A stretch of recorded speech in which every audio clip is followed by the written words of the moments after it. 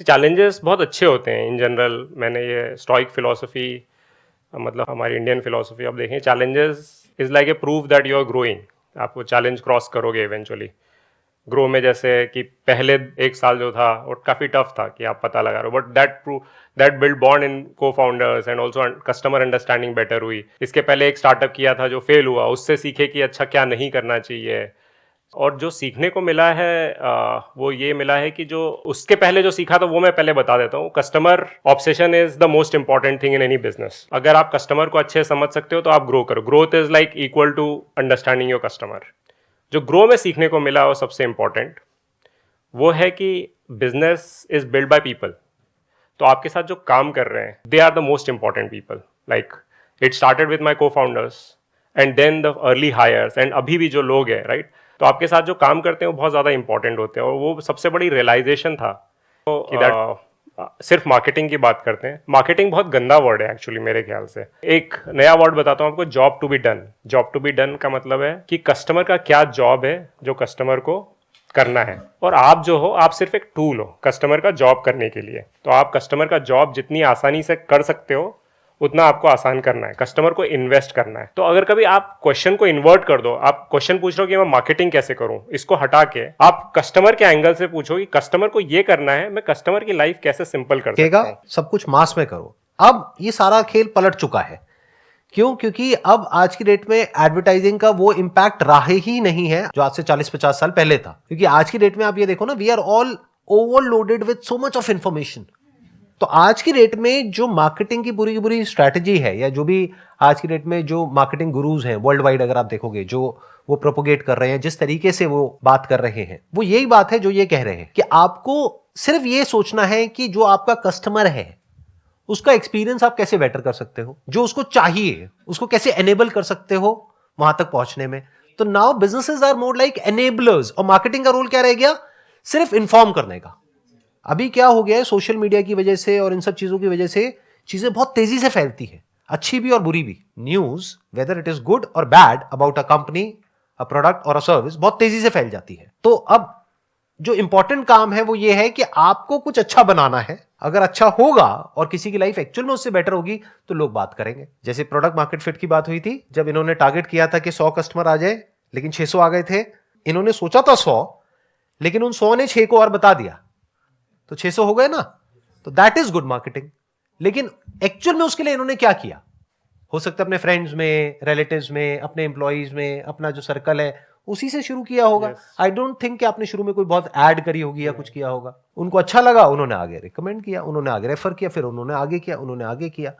तो अब फ्यूचर में इस तरह की मार्केटिंग चलने वाली है। यूट्यूब चैनल भी बनाया, फिर अच्छा रिस्पॉन्स था यूट्यूब पर भी, बट सर अब जो लग रहा है ना कि और बड़ा करना चाहिए, तो वो हो नहीं पा रहा। मेरे दिमाग में दो आंसर आ रहे हैं अभी। एक आंसर है कि जो एक मैं फ्रेमवर्क यूज़ करता हूँ कि वाई नाउ फ्रेमवर्क। लेट से ग्रो के पास 100 कस्टमर है बट मेरे को 1000 कस्टमर चाहिए, तो मैं फिर पूछूंगा कि 1000 क्यों नहीं है मेरे पास, और फिर then I will try to find answers कि शायद इसलिए नहीं है, ये नहीं है। और फिर आपके पास 10 चीज़ें हो गई, और फिर आप हाइपोथेसिस टेस्ट करोगे कि ये हो सकता है, ये हो सकता है, ये हो सकता है, और सो ऑन, राइट।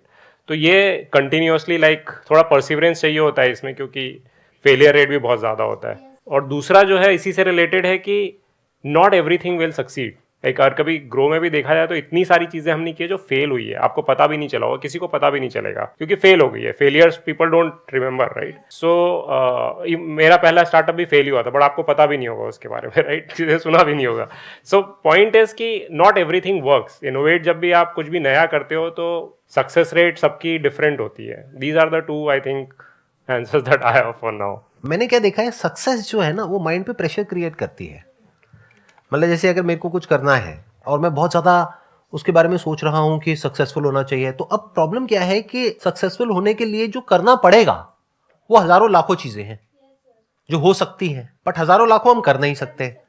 तो अब हम वहां पे जा करके स्टक हो जाते हैं, और होने क्या लग जाता है कि जो काम एक्चुअल में इंपॉर्टेंट होता है वो पीछे रह जाता है, और हम छोटी मोटी चीजों में उलझ करके रह जाते हैं और फिर थक जाते हैं, फिर उस प्रोजेक्ट को छोड़ देते हैं। ये एक बहुत बड़ी प्रॉब्लम मैंने नोट करी है अपने साथ में जब भी मैं कुछ नया ट्राई करता हूं। तो मैंने क्या किया है, अपनी थोड़ी एक फिलॉसफी को या वे ऑफ वर्किंग को चेंज कर दिया है। मैं क्या कहता हूं कि अब मेरे को कुछ भी नया करना है ना, तो मुझे फटाफट से फेल होना है, मेरे को सक्सेसफुल होना ही नहीं है। अब आप कहोगे ये क्या बकवास है? इसके पीछे का एक लॉजिक है, अगर आप ध्यान से समझोगे। फटाफट से फेल होने का मतलब ये नहीं है कि मैं कह रहा हूं कि मैं फेल होने का रास्ता ढूंढ रहा हूं। मतलब ये है कि मेरे को फटाफट से उसको करके देखना है कि वो काम करता है या नहीं करता है, ताकि मैं उससे फ्री हो जाऊं, उस आइडिया से, उस कॉन्सेप्ट से। तो वो बैगेज क्रिएट नहीं हो रहा है। It's very subtle, I am not sure आप इसको कैसे देखोगे, कैसे समझोगे। I am talking about if you can fail fast. नहीं, I am not just saying it, लेकिन देखो ध्यान से समझो मैं क्या कह रहा हूं। पहले तो आपको माइंड में ये बैगेज रखना ही नहीं है कि मैं ये सोच रही हूं, ये मैं करूंगी, उसकी वजह से ये होगा। अरे जैसा आप सोच रहे हो that is just a wild guess, that may और मे नॉट हैपन। अब पता कैसे लगेगा? जब करेंगे। अब करते क्यों नहीं हम? क्योंकि डर लगता है फेलियर से। But if you really want to fail fast, तो अब आप क्या करोगे? नंबर 1, रिस्क बड़ा नहीं लोगे, वही करोगे जो इसेंशियल है।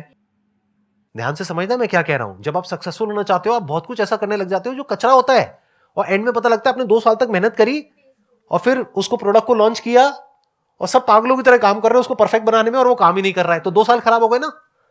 तो मैं क्या कहना चाह रहा हूं कि फेल फास्ट का मतलब क्या कि आपने इजीएस्ट आपने रूट ढूंढा जिस बेसिक लेवल पे वो एक्सेप्टेबल है पब्लिक के लिए, और आपने उसको टेस्ट करके देख लिया।